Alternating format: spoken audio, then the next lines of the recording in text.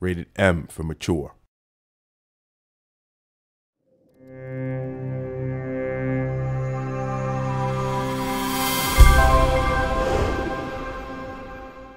I'm Craig Morrison and I'm the game director and producer on Age of Conan. What you're going to see today is a quick tour of the new gameplay area that's opening up in Update 105, and that is Tarantia Commons. Tarantia Commons is kind of the urban underbelly of King Conan's capital city of Tarantia. It's where the common person lives. It's racked by gang warfare and civil unrest, everything you'd expect to find in a medieval urban environment where the people have to fight out on a daily basis for their existence. Players will actually be able to choose which side in these conflicts they take part in. What you see here is a riot that's beginning to form. There is civil unrest in this area, and players will be able to make a dynamic choice in the zone whether they take the side of the rioters or the city guards. There are a series of quests that players can take part in that allow them to choose this side. They can even go as far as knocking on doors to rustle up more people to join the riots, or they can join the guards in trying to quell the riots. And different players can make different choices.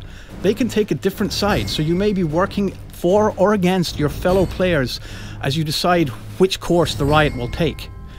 The results of this means that the experience is different every time. Whenever you set foot in Tarantia Commons, there may be a different outcome to this riot. Gameplay-wise, these riots also spawn different events based on how they're going. Different bosses might spawn or different quests might become available based on the reactions to the riot. There are also two warring factions within the city itself. These are two street gangs called the Wharf Rats and the Crows.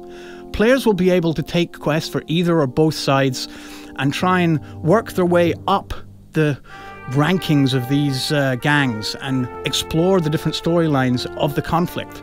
The Wharf Rats are based on the ground level, on the wharf of the city, the area that you're looking at now. They're all clearly identified and players will be able to choose for them. If they go with the Crows, they're actually going to see a different gameplay element in that a lot of the gameplay in Tarantia Commons is actually based on the rooftops. When you design an urban area in an MMO, a lot of the real estate doesn't get used because it's usually at the street level and the buildings are up above the player and inaccessible.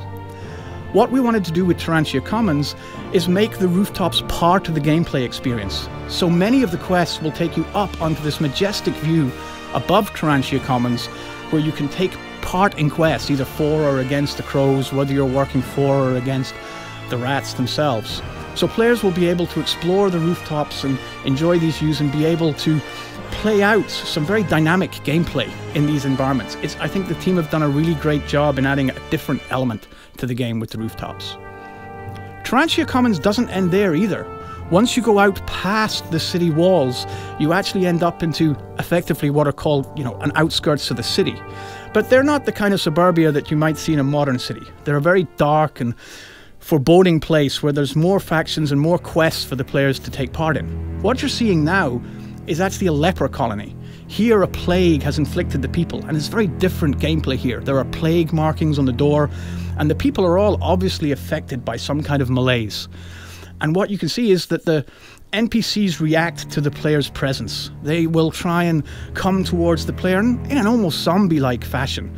And the player can actually pick up this disease if they're not careful and may have to do quests to try and clear themselves from the disease. And as you can see here, the locals will be all too willing to try and follow you and make sure that you get this disease. So it's a place you have to very carefully tread in. Tarantia Commons expands far beyond that as well, and next we move towards the other end of the playfield, where you have a large graveyard. And again, there's a storyline here about an evil that is growing in the city, and a character that the players will have to interact with or combat and move through a series of quests in the graveyard in another quite a spooky environment. So it's very different from the urban landscape inside the city walls, all within the same playfield.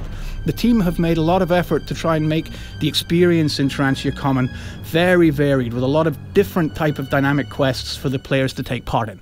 Finally for today, a bit of a spoiler warning first. We wanted to show you one of the dynamic elements in the gameplay of a boss encounter that appears later in the Tarantia Commons experience. This is the Crow's Nest, and you're fighting a boss called Jovus in a single team level 80 instance. Now, Jovis is an assassin, and here you can see him taking the fight to the players, and he's fighting much like a normal NPC would. But Jovis has a trick or two up his sleeve, and this is an example of how the gameplay designers have tried to use the tools that we have in an imaginative way to make the players remember this encounter. He's going to show you a special trick in a minute that will challenge players in how they react to it. He runs to the fire and uses a strange dust in the fire that makes these gas clouds appear and envelop the room. Now, what the players must do is grab fireside fans and try and waft the smoke out of the area so that they can continue. You see there, someone actually failed to do it so well and got killed by the poison. So other members of the team have to quickly react, grab the fireside fans and try and get rid of the gas. It keeps the players on their toes and makes the encounter a little bit more memorable than just dealing with the boss. Using the environment like this, we're able to make the gameplay experience that little bit more exciting and varied. So players have to come up with the right tactics of how they're going to get rid of this gas and still handle the boss at the same time. I think the players will have a lot of fun trying to figure this one out and see what the best tactics there are and how they handle this boss. So there you have some insight into what makes Tarantia Commons fun and exciting for the players. I hope you'll all get to experience it when you come and check out the new game update for Age of Conan. Thank you for watching.